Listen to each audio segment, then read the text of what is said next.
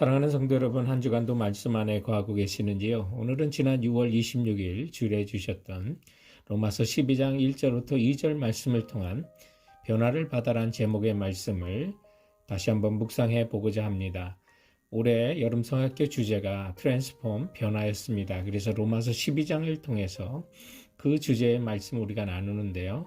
로마서는 크게 두 부분으로 나누죠. 1장부터 11장까지와 12장부터 16장까지인데요. 전반 부분인 1장부터 11장까지는 구원론에 대한 교리적 내용이고요. 그래서 죄인인 인간이 어떻게 구원받을 수 있는지, 하나님이 보내주신 예수 그리스도를 믿음으로 의롭다함을 받을 수 있다는 내용이 담겨져 있고요. 12장부터 16장은 구원받은 성도들의 삶에 대한 내용입니다. 즉 실천적인 부분이죠. 그래서 우리가 예수 그리스도를 믿어서 의롭다함을 받는 사람들이 어떻게 살아가야 하는지를 말해주고 있는 것입니다. 그런데 로마서 전반부에 복음을 알고 믿었다 하면서도 로마서 후반부에 있는 성도의 실천적인 삶의 모습이 없다면 우리는 남의 장례식에 가서 실컷 울고도 근데 누가 죽었나요? 묻는 것과 마찬가지와 같은 의미 없는 신앙생활을 할 수가 있는 거죠. 그래서 이런 신앙에서 우리는 로마서 12장 1절에 그러므로 형제들아 라고 하는 그러므로라고 하는 징검다리를 건너서 행함이 있는 실천적인 삶의 모습으로 나가야 예수 그리스도의 은혜로 주신 복음을 믿는 그리스도인이라고 할 수 있습니다. 그러므로 우리가 변화를 받았다면 어떤 모습이어야 하는지를 살펴보고자 합니다. 그러므로 변화를 받은 성도의 모습, 본문이 가르치는 첫 번째는 몸은 복음에 합당한 생활을 해야 한다는 것입니다. 오늘 본문 1절 말씀에 보면 그러므로 형제들아 내가 하나님의 모든 자비하심으로 너희를 권하노니 너희 몸을 하나님이 기뻐하시는 거룩한 산 제물로 드리라. 이는 너희가 드릴 영적 예배니라고 말하고 있는데요. 여기 몸이라는 거 꼭 육체만이 아니라 우리들의 지정의가 포함된 인격 자체가 행동으로 보여주는 모든 성도의 삶의 모습이라고 볼 수가 있습니다. 그런데 우리 성도가 이렇게 우리의 삶으로, 몸으로, 모습으로 십자가의 복음에 있는 그 명령에 하나님의 뜻을 따라 살아가는 그 삶의 동기가 오늘 1절에 보면 하나님의 모든 자비하심을 힘입어서 해야 한다는 사실을 알려주고 있습니다. 여러분, 의무로 하지 마십시오. 하나님이 두려워서 하지 마십시오. 하나님의 자비하심과 은혜가 우리를 강권해서 하나님의 뜻대로 살게 해야 하는 것입니다.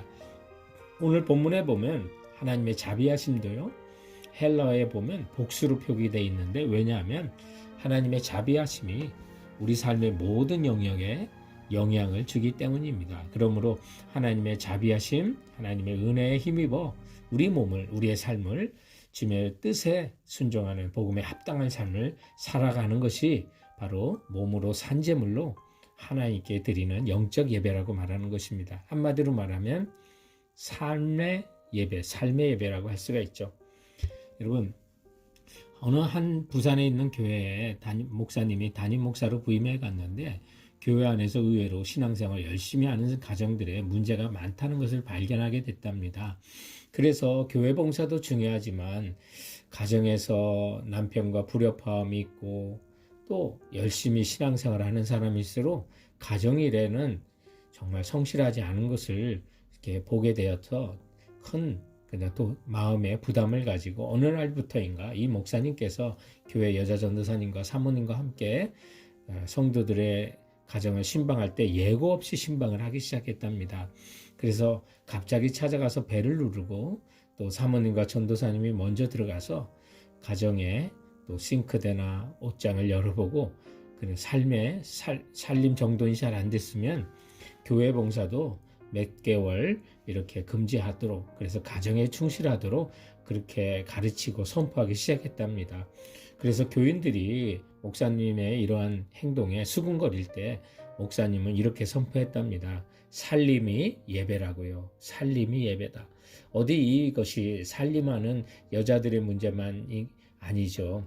정말 우리 모든 성도들이 자기들의 본업에서 또 생업에서 정말 예배로서 하나님이 기뻐하시는 그런 거룩한 삶의 예배가 우리의 온 몸속에, 우리의 삶 속에 드러나야만 하는 것입니다. 사랑하는 성도 여러분, 우리가 복음을 믿는 그리스도인이라면 그러므로 우리의 몸과 삶은 복음에 합당한 생활을 해 나가시는 성도들 되시기 바랍니다. 그러므로 변화를 받아 성도들이 살아갈 본문이 가르치는 두 번째 교훈은 마음이 복음의 분명한 기준을 따라 살아야 한다는 것입니다.